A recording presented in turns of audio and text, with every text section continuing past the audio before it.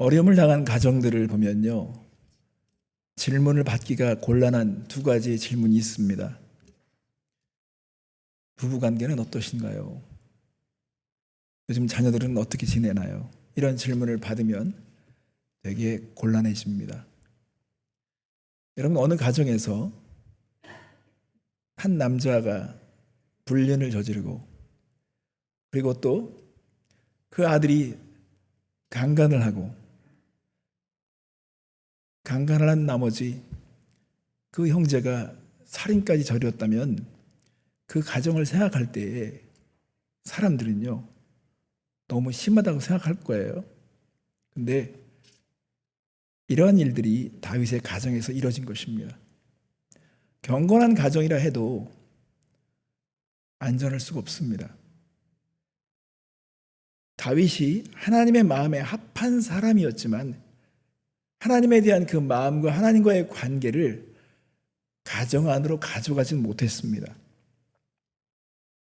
여러분, 가정은 우리가 좋은 것을 배우기도 하지만 나쁜 것을 배울 수 있는 환경입니다. 위로받고 사랑을 배울 수 있지만 미움과 상처를 경험하는 곳이 될 수 있습니다. 부모가 정확한 때에 훈육을 하지 않으면 자녀들은 뻔뻔해지고, 그리고 조급해지고 분노하는 그런 사람으로 성장하게 됩니다. 오늘 그래서 우리는 다윗의 가정을 통해서 우리 가정을 다시 한번 돌아보고 하나님의 마음을 받으려고 합니다. 근데 아무리 심각한 가정이라 할지라도 거기에는 반드시 희망이 있고 길이 있습니다.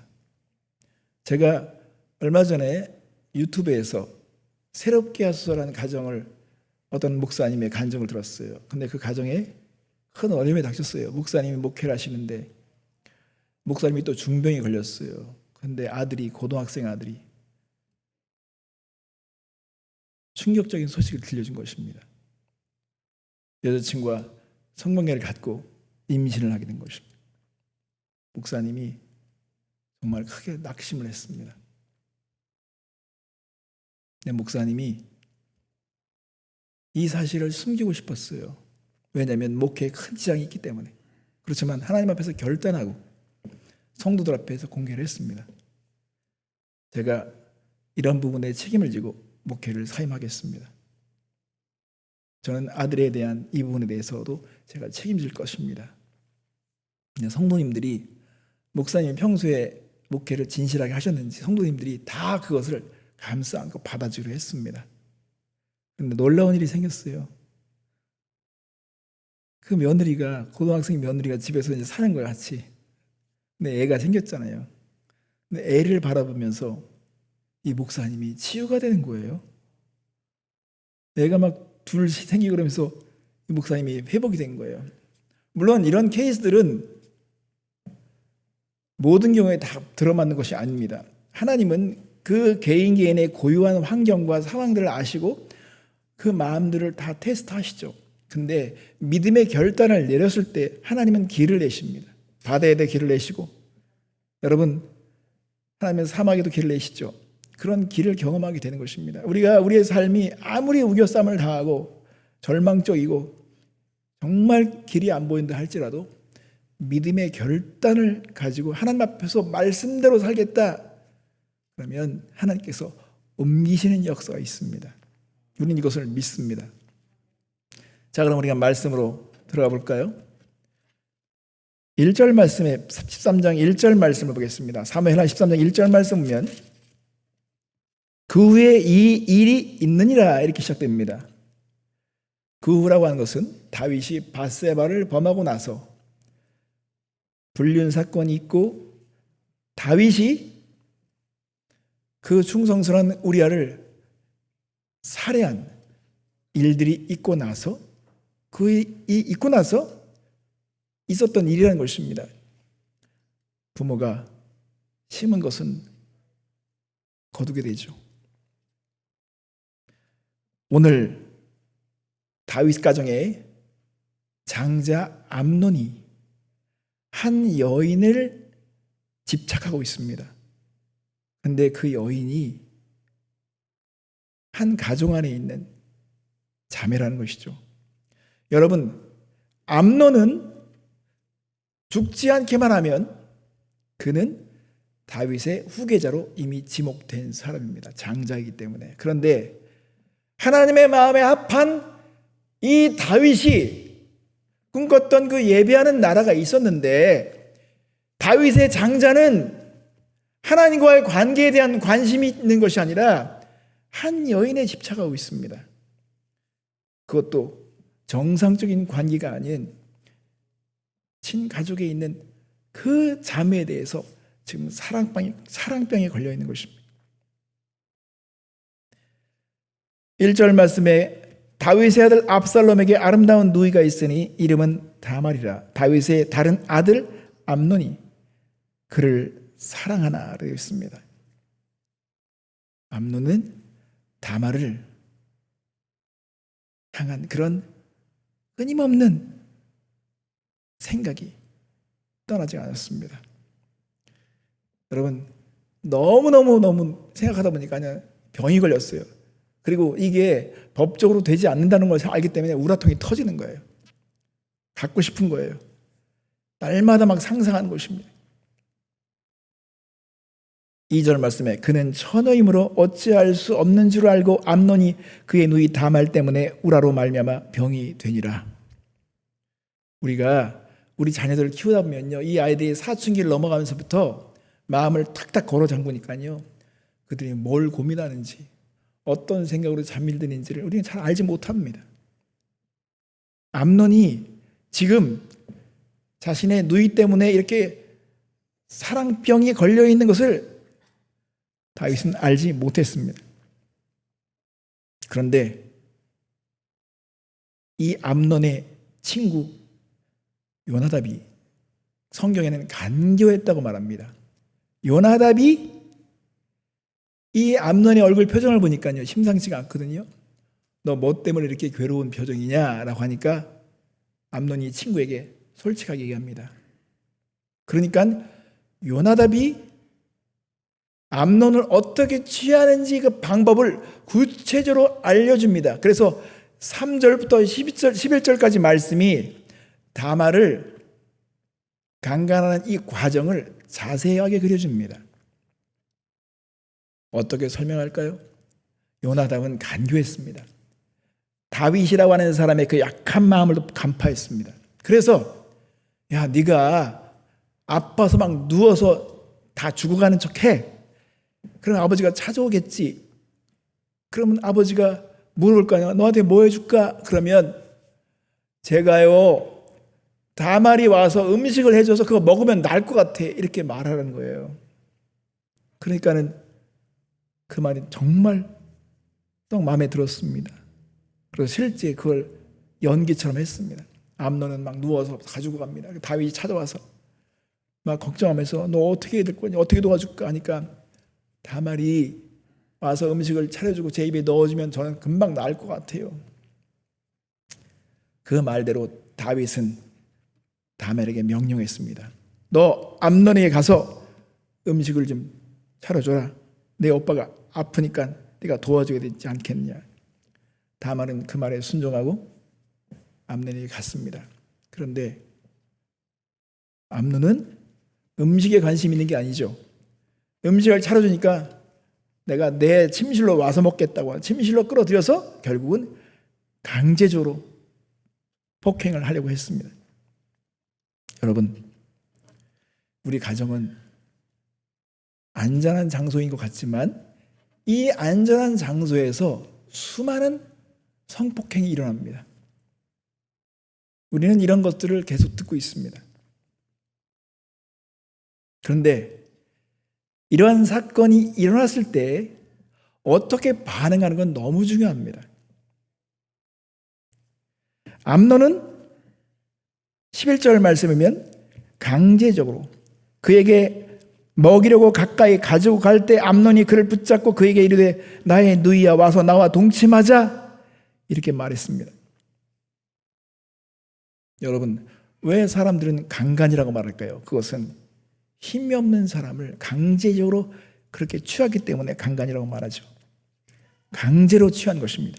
14절에 보면 암논이 그 말을 듣지 아니하고 다말보다 힘이 셈으로 억지로 그와 동침하니라. 성도 여러분, 우린 여기서 다말을 한번 주목해 볼 필요가 있습니다. 다말은 이런 상황에서 4번씩이나 자신의 의사를 분명히 표했습니다. 12절 말씀을 보십시오. 이 12절 말씀에서 다말이 구체적으로 이것을 거부하는 의사를 보여줍니다. 첫 번째는 당신과 나는 누이와 오랍의 관계다. 그래서 안 된다. 두 번째는 나를 욕되게 하지 말아라. 사랑은 강제로 하는 게 아니다. 이렇게 강제로 해서 나를 욕보이지 말라라고 말했습니다. 그리고 또한 이런 일은 돌에 맞아 죽을 만큼 이건 이스라엘에서 마땅히 행하지 못할 것이라고 얘기했습니다.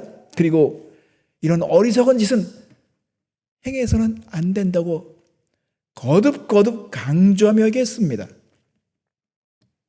그런데 암논은 다말의 말이 들려오지 않죠. 사랑은 그 사람을 염려하죠. 그러나 정욕은 그렇지 않습니다. 13절에 보면 이 상황이 도무지 해결이 안 될 것 같으니까 다말은 합의점을 찾으려고 합니다. 내가 이 수치를 지니고 어디로 가겠습니까? 너도 이스라엘에서 어리석은 자 중에 하나가 될 것이니 이제 왕에게 부탁하면 왕이 허락해 줄 수 있지 않겠냐, 이런 허락을 받아서 우리가 이렇게 하나 될 수 있다라고까지 얘기할 정도로 다말은 위급한 상황에서 지금 피할 길을 찾고자 그렇게 얘기를 하고 있습니다. 여러분, 다말은 최선을 다했죠. 암논은 다말의 말을 듣지 않았습니다. 그런데 다말을 향한 그의 태도가 성적인 욕구를 만족한 이후에 돌변하죠. 그래서 사랑은 여러분 정말 사람을 생각하고 사람을 정말 보듬어주고 그 최선을 다하는 것을 우리가 사랑으로 한다면, 정욕은 그렇지 않습니다. 정욕은 사람을 물건 취급합니다. 그러니까는 사랑했던 것 같지만 욕망을 다 채우고 나서는 물건 취급을 하는 것을 볼 수 있습니다. 그래서 15절 말씀에 보면 그리고 암논이 그를 심히 미워하니 이제 미워하는 미움이 전에 사랑하던 사랑보다 더한지라. 암논이 그에게 이르되 일어나 가라. 다말을 내쫓았습니다. 다말은 너무 당황했죠. 이거는 정당한 태도가 아니라고 다말은 항변했지만 그가 자기 종을 시켜서 17절 말씀에 그가 부르는 종을 불러 이르되 이 계집을 내게서 이제 내보내고 곧 문빗장을 지르라고 말했습니다. 여러분, 다말이 암논의 집에 들어오기 전까지는 처녀였어요. 채색 옷을 입은 공주였어요. 그런데 지금 창녀보다 못한 대접을 받고 있습니다. 다말은 순결을 잃었습니다. 다말은 배신을 당했습니다. 다말은 큰 트라우마를 갖게 됐습니다. 19절 말씀은 다말이 죄를 자기의 머리에 덮어쓰고 그의 채색 옷을 찢고 손을 머리 위에 얹고 가서 크게 울부짖으니라. 여러분, 다말은 오늘날로 말하면 피해자입니다. 그런데 오늘 여기서 제가 보려고 하는 게 있습니다. 이때 압살롬의 태도와 다윗의 태도가 오늘날 우리의 가정 안에서 얼마나 크게 피해를 주고 재앙을 일으키는지를 우리가 볼 수 있어야 합니다. 우선 압살롬을 보겠습니다. 13장 20절 말씀을 보겠습니다. 그의 오라버니 압살롬이 그에게 이르되 내 오라버니 암논이 너와 함께 있었느냐? 그러나 그는 내 오라버니니 누이야. 지금은 잠잠히 있고 이것으로 말미암아 근심하지 말라 하니라. 이에 다말이 그의 오라버니 압살롬의 집에 있어 처량하게 지내니라. 다말은 위로받을 줄 알았어요. 그리고 오빠가 이 사실을 폭로해 줄 줄 알았어요. 그러나 정의는 사라졌습니다. 여전히 다말은 수치와 부끄러움 속에서 지내야 했습니다.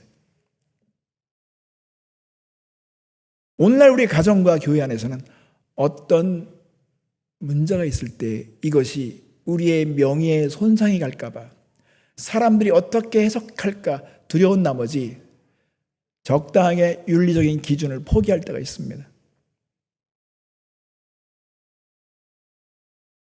이것은 우리가 어떤 가정에만 문제되는 게 아닙니다. 오늘날 그리스도인들은 이런 말씀 앞에서 정직해져야 합니다. 이상하게 어떤 정치적인 지도자를 지지하잖아요?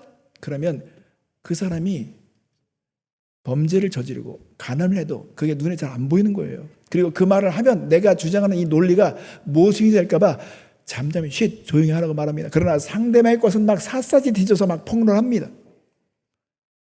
그리스도인은 말씀의 기준을 가져야 합니다. 잘못된 것이 있다면 잘못됐다고 말해야 합니다. 정직해야 합니다.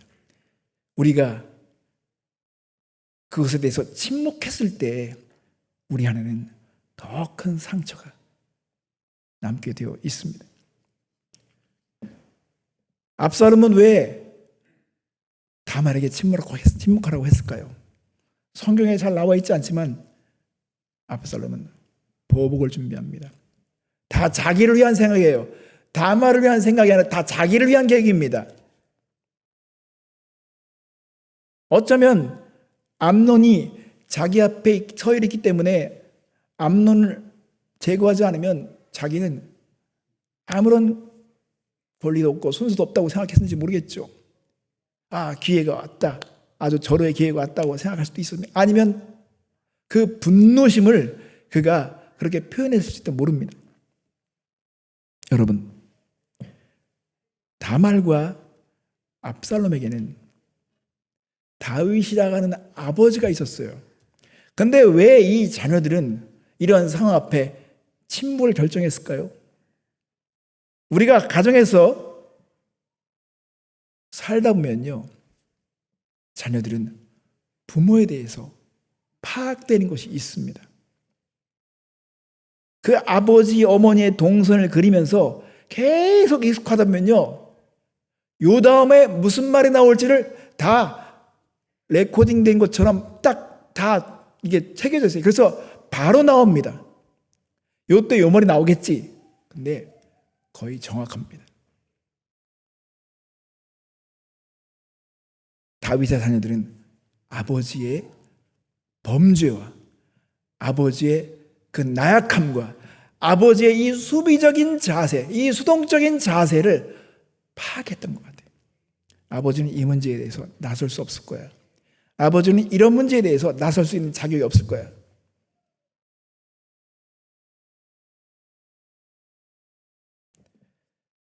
다윗을 보겠습니다.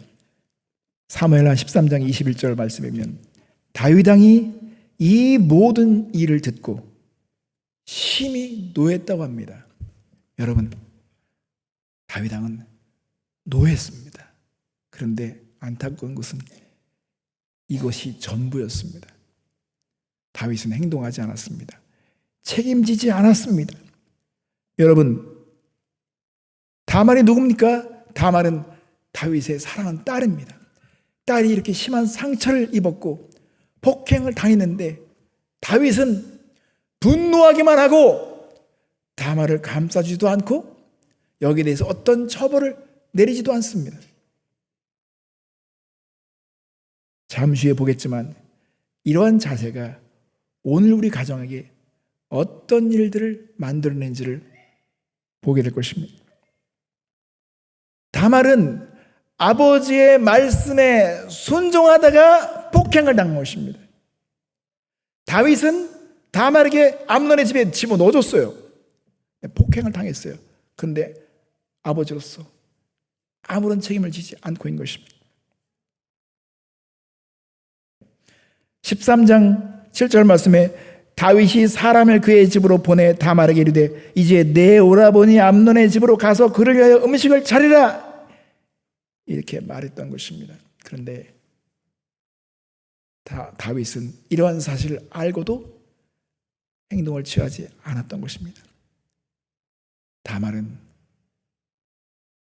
다시 한번 상처를 받았을 것입니다. 성도 여러분, 우리가 가정 안에서 어떤 일이 일어났을 때 우리가 침묵하는 이유들이 있습니다. 나서지 못하는 이유들이 있습니다. 여러 가지 이유가 있습니다. 다윗은 분노했지만 나서지 않은 이유도 있었을 것입니다. 그는 암논의 그 배신감, 아팠다고 해서 누이를 집어넣는데 누이를 그렇게 성적으로 학대하는 걸 봤을 때 내가 속았구나 하는 이런 배신감 때문에 화가 날 수도 있겠죠. 아니면 다윗이 이런 상황에서 정당하게 나서지 못하는 자신의 모순된 상황 때문에 괴로워서 분노했을 수도 있을 것입니다. 체면 때문에 내가 이러지도 저러지도 못하는 이런 상황 때문에 분노했을 수도 있겠습니다. 그렇지만 여러분, 이렇게 시간을 끌고 잠잠히 있고 행동하지 않을 때 자녀들의 마음은 더 깊이 골마 썩고 그리고 마음 안에는 분노가 막 성장하는 것입니다. 우리가 이 압살롬을 또 보면요, 압살롬은 2년간 복수의 칼을 갑니다. 13장 22절에 보면 압살롬은 암논이 그의 누이 다말을 욕되하였으므로 그를 미워하여 암논에 대해서 잘잘못을 압살롬이 말하지 아니하니라. 그러니까 압살롬은 암논의 잘못에 대해서 말하지 않았다는 것입니다. 잘잘못에 대해서 말하지 않았다는 것입니다. 왜 말하지 않을까요? 다말은 답답했을 거예요. 오빠 왜 안 나서는 거야? 근데 이 2년의 세월이 흘렀어요. 근데 2년의 세월은 압살롬이 암논을 죽이기 위해서 계획했던 세월입니다. 오직 자기만 생각하는 거예요.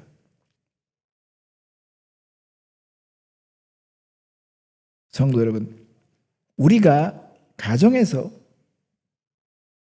어떤 문제가 일어났을 때, 자녀가 잘못했을 때 우리가 할 수 있는 여러 가지 선택이 있을 것입니다. 처벌을 내리든지 격리를 하든지 거기에 대해서 어떤 대가를 치르게 하든지 이런 것들이 다 훈육이죠. 여러분, 요즘에는 자식들이 많지 않다 보니까 자식들에 대해서 막 거의 우상시합니다. 그런데 이 자녀들에 대해서 우리가 훈육을 게을리했을 때는요, 자녀들은요 잘못될 가능성이 많습니다. 잘못이 무엇인지 잘 이해하지 못합니다. 그런데 다윗은 자녀들에 대해서 구체적으로 개입하지 않았습니다. 그런데 성경에 보면 이 간음에 대한 사건에 대해서 책임적으로 반응했던 사람이 있습니다. 창세기 35장이면 디나가 세겜 지역에서 히위 족속에게 강간을 당합니다. 그래서 그 오라버니들이 작전을 짜가서 강간한 그 족속들의 남자들을 다 죽여버립니다. 그런데 야곱이 어느 날 하나님 앞에서 큰 음성을 듣습니다. 그리고 야곱은 깨달아졌습니다. 내가 원래 베델로 갔어야 되는데 이 세겜에서 미적거리니까 이런 불행한 일들이 생기는구나. 이 세속화된 이 도시에서 미적거리고 있다 보니까 이런 일들이 생기는구나. 그리고 자녀들을 다 불러 모았습니다. 이제 우리 베델로 가자. 베델로 가야 된다. 하나님의 뜻은 베델로 가는 것이다. 이게 하나님의 뜻을 가지고 책임적인 자세를 가지고 그들을 촉구했습니다. 창세기 35장 2절과 3절 말씀 보겠습니다. 야곱이 이에 자기 집안 사람과 자기와 함께한 모든 자에게 이르되 너희 중에 있는 이방 신상들을 버리고 자신을 정결하게 하고 너희들의 의복을 바꾸어 입으라. 우리가 일어나 베들로 올라가자. 내 환난 날에 내게 응답하시며 내가 가는 길에서 나와 함께 하신 하나님께 내가 거기서 제단을 쌓으려 하노라. 여러분, 우리 가정 안에 어려운 일이 생기죠? 대부분 다 하나님께서 우리에게 말씀하고 싶은 게 있는 것입니다. 하나님과의 관계를 돌아보라고 말씀하시는 것입니다.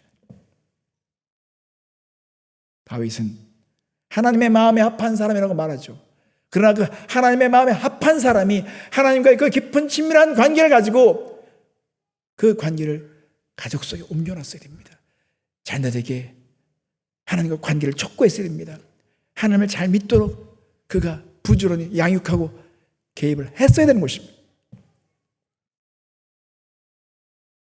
그는 한가할 때 죄를 저질렀습니다. 어쩌면 암논은 아버지의 마음을 다 꿰뚫어 보고 있었겠죠. 아빠는 나에게 할 말이 없을 거야. 아빠도 원하는 여인은 취했잖아. 아빠가 나한테 할 말 있어? 자격 있어? 나도 취할 거야. 아빠가 만약에 나한테 문제를 제기하면 나는 아빠에게 할 말이 있어. 이런 불행한 관계가 된 것이죠. 압살롬은 아주 전략적인 사람이고 치밀한 사람이었기 때문에 아버지의 그 무능한 자세, 그 연약한 모습, 그 수동적인 자세를 이미 다 간파했기 때문에 이건 아버지가 할 수 있는 일이 아니야, 내가 해결할 거라고 생각했을지도 모릅니다. 성도 여러분, 우리 자녀들이 비틀거리고 우리 자녀들 안에 막 분노심이 막 생기고 어느 날 이 자녀가 막 강하게 저항하거나 그랬다면 우리는 멈춰서야 합니다.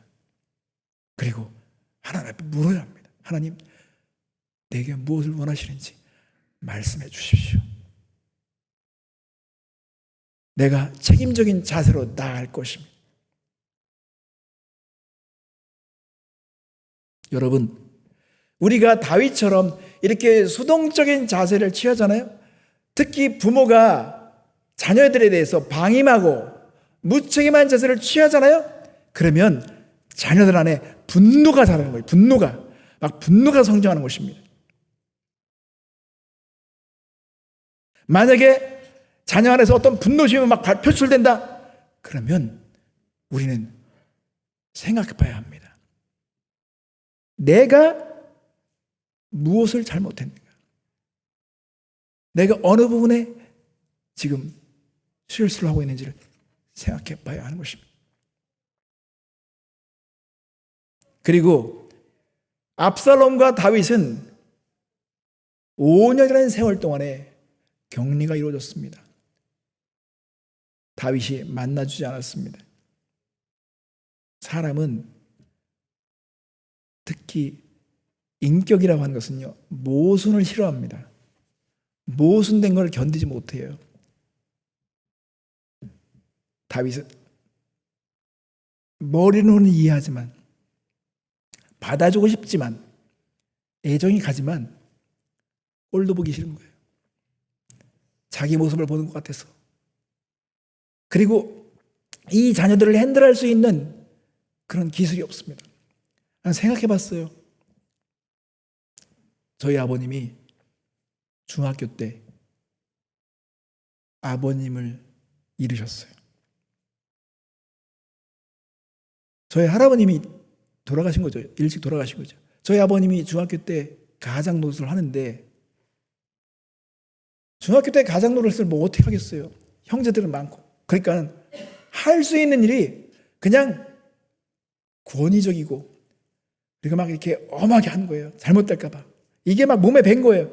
중학생이 지금 어른으로 하는 이 역할이 뭐 쉬운 일이 아니죠. 막 그렇게 하는데. 근데 이게 몸에 배가지고 아버님이 그게요, 저한테 올라오는 거예요. 저한테. 그러니까 아버님이 저한테 다정다감한 스타일이 아니라 그냥 엄하신 거예요, 그냥. 제가 뭐 하나 고치려고 그러면요, 당장 그거 그만둬. 네가 뭘 할 줄 안다고 그래. 빨리 내려와. 저한테 막 그러시는 거예요. 집에서 아버님과 같이 둘이 있으면요, 2시간이고 3시간이고 대화 없이도 존재가 가능해요, 그냥. 아무에게도 말을 안 걸어요. 그냥 간혹 용호나 담배 사오라 그러면 저는 그냥 감격하는 거죠. 아버지가 나에게 말을 거는구나. 내가 또 아버지의 사명을 띠고 갈 수 있어요. 기쁜 거죠. 그러니까요, 제가 어르신들을 만나면 진짜 힘든 거예요. 목회 초기에 이렇게 힘들 수가 없어요. 왜냐면 어른과 대화하는 법을 해본 적이 없으니까 제가 어른 만나면요, 대화를 어떻게 할 줄 몰라요. 차라리 제가 만난 어른이 말씀을 막 하면요, 막 너무 좀 편해.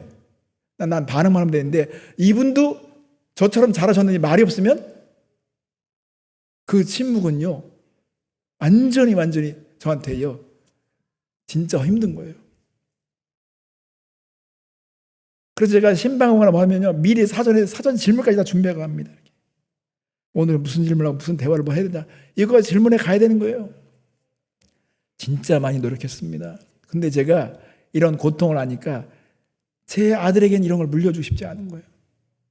그래가지고 막 제가 더 과하게 막 집에서 잘생겼네 막 하는데 사실은 제 이 마음에서 나오는 게 아니잖아요. 자연스럽지, 아들도 부자연스럽다고 그만하라고 막 할 정도로. 그런데 노력을 하는 거예요. 그래서 우리가 그래도 대화하는 시간 가져서 함께 만나서 말씀으로 대화하고 막 애를 쓰다 보니까 하나님이 그걸 그래도 기쁘게 보신 것 같아. 아주 애를 쓰는구나. 그래가지고 하나님이 그래서 복을 주셔서 자식들이 그래도 멀리 가지 않게 하셨어요. 지금도 노력하고 있는 중이에요. 여러분, 우리가 이렇게 수동적이면 어떤 문제가 일어났을 때 우리가 어떻게 대처할지 몰라요. 그래서 겨우 하는 일이 그냥 화내는 거, 그리고 결국은 너 방으로 들어가가지고 안 나오는 거, 이런 격리가 오래되면요, 결국은 대화가 없으면요, 우리 안에 기능 자체가 또 잘못됩니다. 기능을 어떻게 해야 될지 몰라요. 그리고 여러분, 다말처럼 치유받아야 될 그때에, 정의가 실현돼야 될 때에, 그리고 마음 안에 다말이 잘못된 것이 없다고 하는 것이 이렇게 막 드러나야 하고, 그런 것을 위해서 누가 나설 수 있는 사람이 없으면요, 그 상처는 막 더 깊어지고 골마 터지는 것입니다. 우리는 책임적인 자세를 가져야 합니다. 아들이 방에 들어가서 말도 안 하고 계속 그렇게 지낸다. 우리는 노크를 하고 가져와서 혹시 내가 뭘 잘못했는지 물어야 됩니다. 용서를 구해야 합니다. 그리고 상처받은 그런 영혼이 있다, 자녀 가운데 성차가 있다, 그러면 우리는요, 그 문제의 근원을 찾아서 해결하려고 하는 의지가 있어야 됩니다. 그렇지 않으면 여러분, 우리는 계속 이런 것들을 우리 자녀들에게 답습을 하게 만들고 이게 문제의 끝이 보이지 않는 것입니다. 그래서 에베소 6장 4절 말씀은, 아비들아 너희 자녀를 노엽게 하지 말고 오직 주의 교훈과 훈계로 양육하라고 했습니다. 왜 자녀들이 노여워할까요? 여러분, 모순 때문에 노여워하는 것입니다. 자녀들이 노여워하는 이유는 아버지가 말한 대로 안 살기 때문에 노여워하게 되는 것입니다. 아버지가 왜 그렇게 안 살면서 나한테 그걸 살라고 그래? 노여워하게 되는 것이죠. 그런데 교훈과 훈계로 양육하라고 합니다. 이거 다 책임적인 자세인 것입니다. 우리 자녀들이 혼날 때 혼을 놔야 됩니다. 성경은 채찍질하는 걸 반대하지 않습니다. 성경은 어떤 문제가 생겼을 때, 잘못됐을 때 거기에 대해서 책임을 묻는 것에 대해서 반대하지 않습니다. 그리고 우리가 분노하는 것 자체가 죄라고 말하지 않습니다. 그 분노를 오래 가져가는 것이 죄죠. 분노는 우리가 성화되는 과정 속에서 반드시 선행되어야 하는 것입니다. 예수님도 분노하셨듯이 정확한 때 분노해야 되겠죠. 그렇지만 그 분노가 잘못 다루어지면 이것이 엄청나게 화근이 됩니다. 잠언 13장 24절에 보면, 매를 아끼는 자는 그의 자식을 미워함이라, 자식을 사랑하는 자는 근실히 징계하느니라. 다윗은 매를 아꼈습니다. 채찍을 드는 것은 사랑 때문에 드는 것이죠. 잘못됐을 때 매를 들지 않으면 이 자녀들은 부모를 우습게 여깁니다. 뻔뻔해집니다. 그리고 부모의 그 연약함을 보면서 이제 부모를 이용하게 됩니다. 제가 어렸을 때, 이거는 저희 가족 얘기예요. 저희 할머님이 마음이 무지 약하셨어요. 파는 잘 내시는데 마음이 약하셨어요. 그러니까는 저희 누님 중에서 몸이 불편한 누님이 있었거든요. 자주 우리 할머님이 싸우셨어요. 근데 저희 할머님이 이렇게 화를 하셔서 그 손녀 딸을 때리려고 할 때 몸이 있으면 때리지 못하고 이랬어요. 그러니까 손녀가 담대해가지고 더 미는 거예요. 때려보세요 이렇게 해야 되는 거예요. 그러니까 이런 것처럼 자녀들이 부모의 그 연약한 것을 다 수를 읽잖아요. 그러면요 자녀들이 되게 잘못됩니다.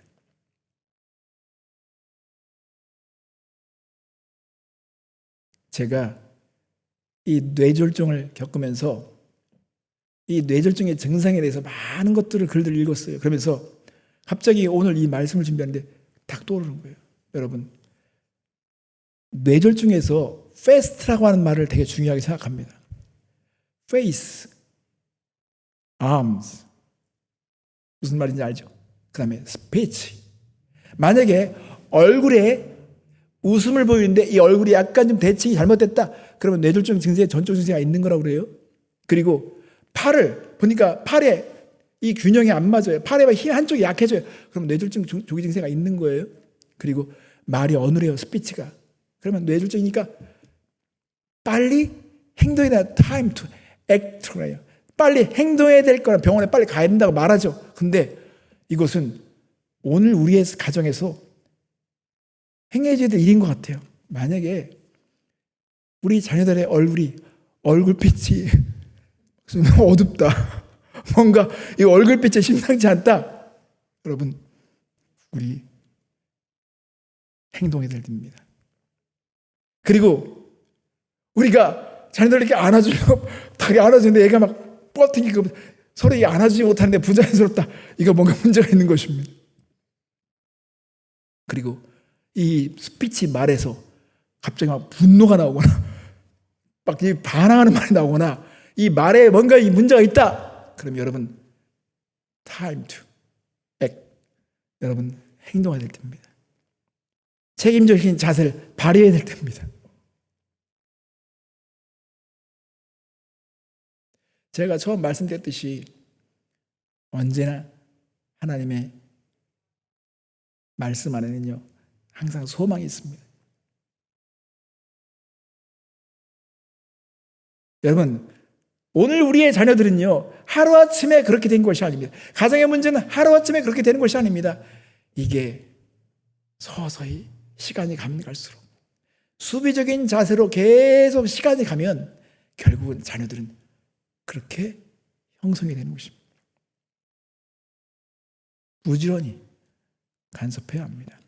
부지런히 책임적인 자세로 반응해야 합니다. 그렇지 않으면 우리 가정은 더 마비될 수 있습니다. 이 손과 발이 뇌졸중으로다가 갑자기 마비됐을 때 빨리 이것을 책임적인 자세를 가지고 막 물리치료를 받고 이렇게 해야만이 다른 신경들이 막 깨어나가지고 도와줘서 다른 신경줄이 연결돼가지고 그렇게 하는 것처럼 가능이 없다라거나 포기하거나 그러면 손은 점점 마비되고 오그라들고 그러면서 이제는 회복이 불가능한 상태까지 가는 것입니다. 저는 못 걸었어요. 발가락이 움직이지 않았어요. 부지런히 위급한 상황을 가지고 막 대처했더니 지금 사람들이 몰라볼 정도로 회복이 된 것처럼 어떤 가정도 그런 문제가 생겼을 때 우리가 빨리 책임적인 자세를 가지고 대처를 하면 회복될 수 있습니다. 여러분, 다윗은 밧세바가 낳은 자식 앞에서 기도했다는 기록은 있지만 다윗이 나머지 자녀를 위해서 기도했다는 기록은 없습니다. 이게 불행한 현실인 것입니다. 여러분, 자녀를 위해서 소리나 기도하십시오. 내가 무엇을 행해야 될지 하나님 가르쳐달라고 하나님 앞에 울부짖어야 합니다. 우리는 신문대로 거두게 될 것입니다. 우리는 다 온전하지 않아요.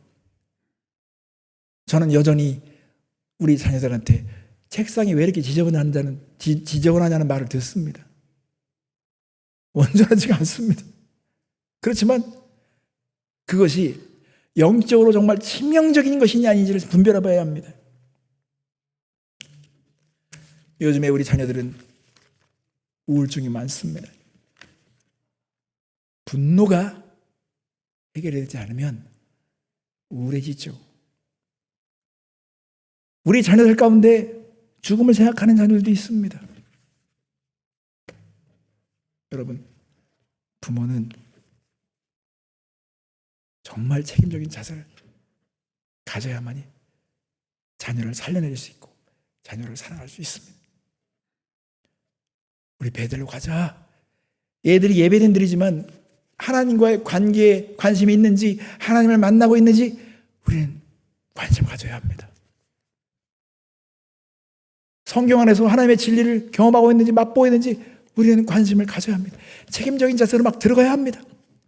다윗이 원래 그렇게 했어야 됩니다. 암논에게 그렇게 했어야 됩니다. 자신이 만났던 하나님, 그렇게 묵상했던 그 말씀이 그 달고매한 것처럼 우리 압살롬이 이런 말씀을 경험해야 되는데 라고 생각하면서 막 간섭했어야 되는 것입니다. 여러분, 승리하면 뭐합니까? 나라를 빼앗으면 뭐합니까? 어떤 성공도 우리 가정의 실패를 보상하지 못합니다. 그러므로 우리는 이제 수비적인 자세에서 책임적인 자세로 나아갔으면 좋겠습니다. 예배하자, 말씀으로 돌아가자, 경험하자. 그런 저와 여러분 되셨으면 좋겠습니다. 함께 다 같이 기도하겠습니다.